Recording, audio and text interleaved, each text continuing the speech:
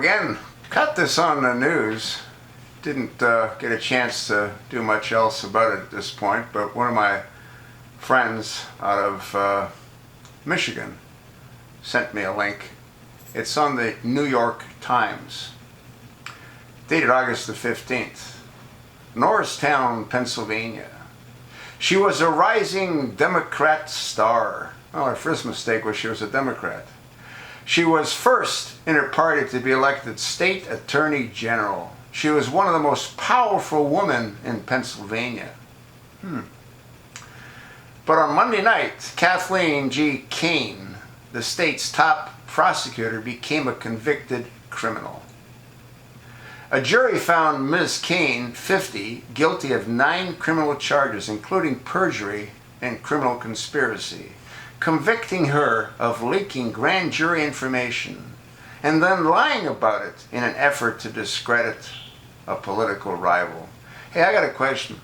How different is what Ms. Kane did versus what Hillary Clinton's gone ahead and done? Ms. Kane is going to be sent to prison because she leaked grand jury information. Hillary leaked top secret information. Ms. Kane lied about it in an effort to discredit a political rival. Hillary lied about it to cover her own ass. And that's one hell of an ass to cover, if you haven't noticed. Ms. Kane was caught up in a web of scandal and counter-scandal threads with lewd emails, political rivalries, and alleged leaks. It has cost other state officials, including 2 state Supreme Court justices, their jobs. They were probably Democrats too, so who gives a good squat? And Ms. Kane, her law license, although she has remained on the job as Attorney General, Ms. Kane started straight ahead as the word guilty uttered divisively by a juror in a flower dress echoed 9 times around the courtroom. The lawyers immediately went into a private conference with the judge, leaving Ms. Kane, who campaigned on a promise to uncover political interference in Pennsylvania, alone at the defense table. Well, she won't be alone long because, she's going to be going to prison for quite a few years from what I understand. And when Judge Wendy Dimchik Alloy returned to the courtroom, she turned directly to Ms. Kane with a stern warning, her words slicing through the silence. Quote, "There is to be absolutely no retaliation of any kind against any witness in this case, either by your own devices, from your own mouth, or your hand, or directing anybody to do anything," the judge said. She threatened Ms. Kane, who is currently free on bail, with immediate incarceration if she failed to comply.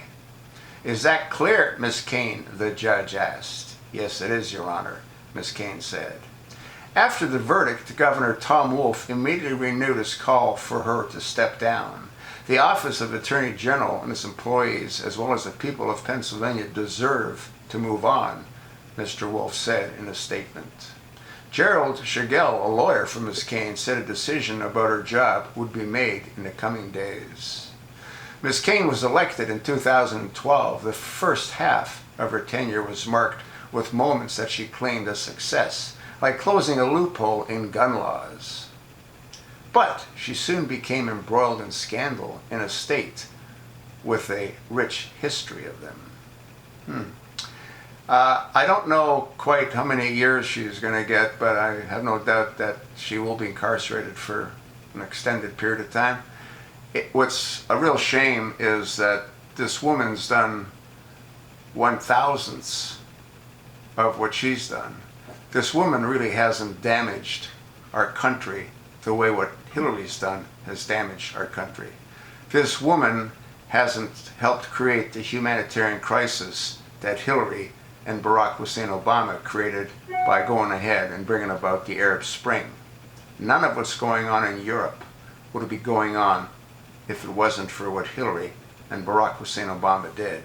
So although Ms. Kane broke the law and she will be sent to prison, she shouldn't be sent there alone. That's sort of what I think. But doesn't this prove to you that justice, what justice? There is no justice. If there was justice, I wouldn't be talking about Hillary. She would have been incarcerated a very long time ago. You sort of get it? Good. I'll attach the link There's more for you to read. Thanks for listening.